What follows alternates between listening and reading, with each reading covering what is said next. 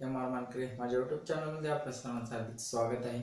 माझ्या गेल्या व्हिडिओमध्ये तुम्हाला टेन्सचे 12 प्रकार सांगितले होते। एकाच व्हिडिओमध्ये टेन्सचे जे पूर्ण 12 प्रकार आहेत ते तुम्हाला सांगण्यात आलेले होते। तरी आता तुम्हाला टेन्स म्हणल्यानंतर खूप टेन्शन वाटत असेल, कारण कोणत्याही वाक्य कोणत्या टेन्समधलं आहे हे ओळखणे खूप कठीण जाते।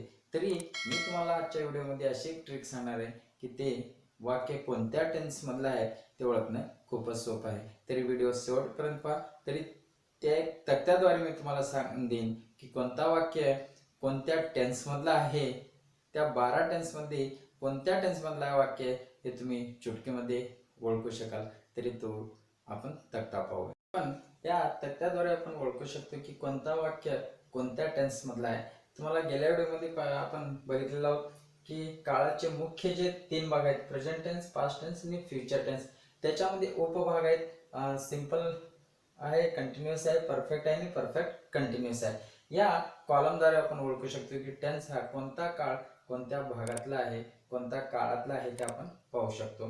कारण आता इथे बघा, जर त्या सेंटेन्समध्ये वाक्यामध्ये डू आला असेल किंवा डज आला असेल तर ओळखायचं की प्रेझेंट सिंपल टेन्स आहे असं समजायचं आहे। त्याच्यानंतर त्या त्या वाक्यामध्ये इज असेल, एम असेल, आर असेल किंवा I N G, doing I N G असेल तर तेथे प्रेझेंट कंटिन्यूअस आहे असं समजायचं आहे। पुढे जर तिथे हॅव, हॅज आणि डन आले असेल तर परफेक्ट प्रेझेंट परफेक्ट टेन्स आहे असं समजायचं। त्याच्यानंतर इथे हॅव हॅज आलेला आहे, हॅव हॅज सोबतच जर बीन डुईंग असेल तर तो प्रेझेंट परफेक्ट कंटिन्यूअस टेन्स आहे असं समजायचं आहे। त्याच्यानंतर पुढे बघा, त्या डूचा जर डिड झाला असेल तर तो पास्ट टेन्स मध्ये मोडतो, सिंपल पास्ट टेन्स मध्ये मोडतो।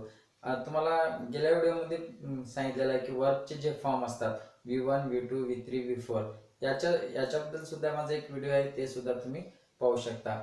जर डूचा डिड झाला असेल तर तो सिंपल मध्ये येतो, दुसरा काही शब्द तिथे लागत नाही, खाली डिड असेल तर तो सिंपल पास्ट मध्ये येतो। त्याच्याबरोबर जर वाज, वेर आणि डुईंग असेल तर पास्ट कंटिन्यूअस टेन्स असतो।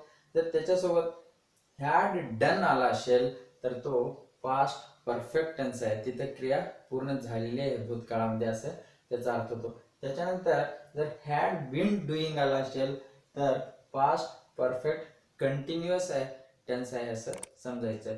जिथे जिथे कंटिन्यूअस आला तिथे तिथे आपल्याला आय एन जी हा शब्द लागतो, एवढं लक्षात ठेवायचं आहे।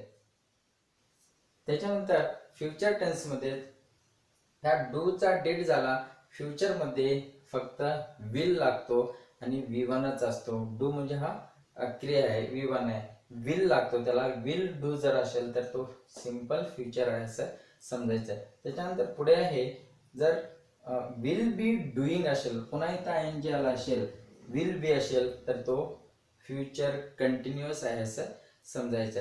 त्याच्यानंतर जर विल हॅव डन आला असेल, भविष्य काळामध्ये ती क्रिया पूर्ण होत असेल तर तिथे फ्युचर परफेक्ट टेन्स असं आहे असं समजायचं आहे। त्याच्यानंतर जर विल हॅव बीन डुईंग जर आला असेल, इथे पुन्हा एन जी असेल आणि बीन लागत असेल तर तो फ्युचर परफेक्ट कंटिन्यूअस टेन्स आहे असं समजायचं आहे। काही शब्द आहेत जे आपल्याला लक्षात ठेवायचे आहे। फ्युचर टेन्समध्ये पास्ट असो, सिंपल असो, परफेक्ट असो, कंटिन्यूअस असो किंवा परफेक्ट कंटिन्यूअस असो, तेथे विल हा शब्द कंपल्सरी लागतो।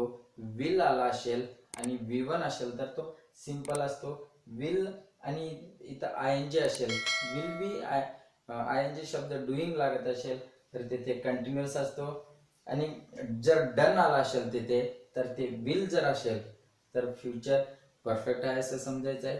आणि विल सोबतच हॅव बीन डुईंग जर असेल तर परफेक्ट कंटिन्यूअस टेन्स आहे असं समजायचं आहे। येथे पास्ट टेन्स मध्ये क्रिया पूर्ण झालेली आहे असं इथे डिड आणि वाज, वेर आलेला आहे, हॅड आलेला आहे, पुन्हा हॅड बीन आलेला आहे, एवढंच गोष्ट आपल्याला लक्षात ठेवायचं आहे। प्रेझेंट टेन्स मध्ये V1 आलेला आहे, त्या V1 सोबतच एम इज आलं असेल तर कंटिन्यूअस आहे।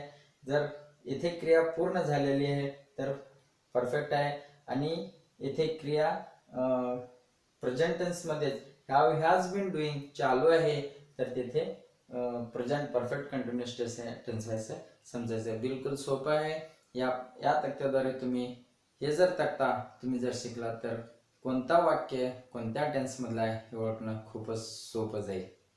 तरी आता माझ्या पुढील व्हिडिओमध्ये एक वाक्य एक सेंटेन्स घेऊन तुम्हाला पूर्ण जे काळ आहेत या डू आणि जे सिंपल प्रेझेंट टेन्समध्ये सिंपल तो कसा वाक्य होतो, त्याचंच कंटिन्युअसमध्ये कसा बदल होतो, परफेक्टमध्ये कसा बदल होतो आणि परफेक्ट कंटिन्युअसमध्ये कसा बदल होतो. त्यानंतर तेच वाक्य जर पास्टमध्ये घेतलो, सिंपल पास्टमध्ये कसा, सिंपल कंटिन्युअसमध्ये कसा, हे पूर्ण वाक्य एकाच वाक्याला मी पूर्णपणे 12 बार जे आहे ते बदलून दाखवणार आहे. तरी माझे व्हिडिओ पाहत राहा आणि इंग्रजीमधून पूर्ण ग्रामर शिकण्यासाठी माझ्या चॅनलला सबस्क्राईब करा.